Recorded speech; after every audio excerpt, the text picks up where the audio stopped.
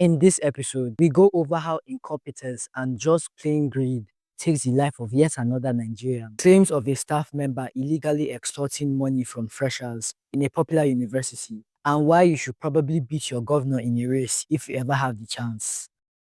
All that and more in this episode. A 30-year-old woman, Cynthia Ogozi, lost her life when an overhead water tank crashed into her bed when she was sleeping, crushing her.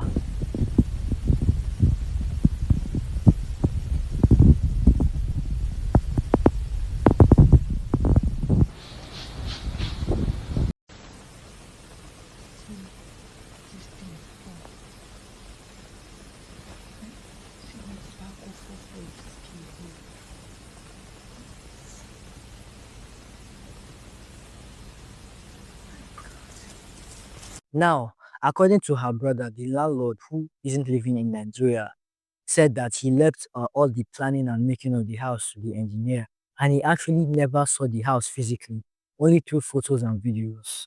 If the landlord is saying the truth and he actually paid for standard materials, not if he wanted to go cheap and then decided to pay for substandard things, then I don't think he should be blamed, because you should actually be able to pay for something and have full trust in the professional that he or she do the work to the best of his or her ability. But the engineer has to be thoroughly investigated. It is very common in Nigeria for you to pay someone for a project, and so the person wanting to maybe take some money would then pay for substandard products and then take the additional money for himself. I even had a video on something similar to this some weeks ago when the Zamfara state governor was complaining about the poor state of a dam project due to substandard materials being used. I hope that this won't be swept under a rug and forgotten. We are actually beginning to lose the value of lives in Nigeria, and may God comfort her family and loved ones. In the University of Nsukka, in the Faculty of Agriculture, a staff member allegedly extorts 16K from every single first year student for admission clearance. Nigerians, people should come to our help. This is Faculty of Agriculture doing clearance. This man will be collecting 16K from each student. This is not fair. 16,000 naira from the thousands of students, hundreds of students coming to do clearance for first years, people that don't even have money, struggling to go through school. Some students are struggling to train themselves. I personally am struggling to train myself, and normal will just be in his office collecting money from you. He will tell you he doesn't take transfer. If this is legal, the faculty is supposed to have an account, but this is not legal. It's only collecting cash. This is not fair. 16K each student just to do your clearance. See another student giving him money, 16K as well. Students that don't have money, we've not even bought textbooks, our CAs, everything, and yet before you can do your clearance to get your matric number, you have to pay 16K to somebody. Someone, I'm not even sure if you warrant it. Please, this is not right. Nigerians, please come to our help. This is unfair. Students are struggling. Not all students have rich parents.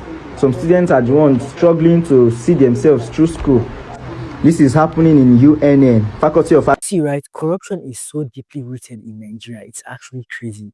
Every single day you find ways of people trying to cheat the system and cheat their fellow men to get the upper hand in this life. This is indirectly caused by the government, yes, because of how bad the society is. But listen, hot take here, but even if we do get good governance in Nigeria, things won't change as much as people think they will, at least not immediately, because there are so many things that we have to strip down and just clear out. And I'm not just talking about in the government, from the people ourselves. Governments are a reflection of the people. It's not like you change when you get into a government position and you become a bad person or a corrupt person. No, you were always like this. So if the vast majority of the government is corrupt, what does that say about the population as a whole? Look at two separate stories, all caused by a fellow Nigerian trying to cheat the other. We are our own worst enemies, to be honest. I know that times are tough, but is that really an excuse to let go of your morals? But like, being a grown man and doing this to a fresher is actually insane. When you know that freshers see this with their friends literally every day. I can't eat! I'm broke, nigga! I'm broke! Like, freshers are just going through enough. Just the fact that you're starting to university and now you have to deal with things like this. It's crazy. Do you guys have any experiences of something like this happening in your uni? If you do, please write it in the comments. I want to see how bad things really are. Now, going from the people to the governments.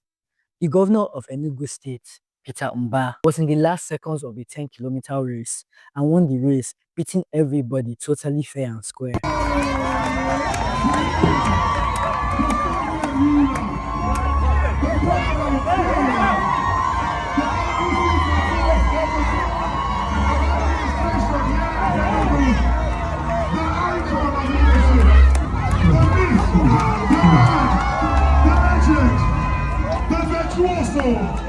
The human institution of loveliness and kindness. That looked like a child there. It looked like they pushed back a child to let this grown man to let a grown man win. Like, what are we doing? What are we watching? In a better world, a leader should have let the child win to symbolize the fact that governors, in essence, are still public servants and are doing a duty to the public. But no, we can't have good things here. I know the worst part about this, that people are still clapping after witnessing what happened with their own eyes. But he's lucky someone like me wasn't in that race, because Me personally, I would have bulldozed my way into the finish line. My mom didn't raise someone that takes second place. I probably would have gotten arrested, but I'm leaving here with something. But that's just me. Maybe I'm just built different, you know. Please subscribe, please subscribe. Huh?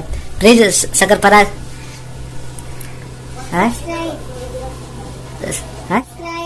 Please subscribe.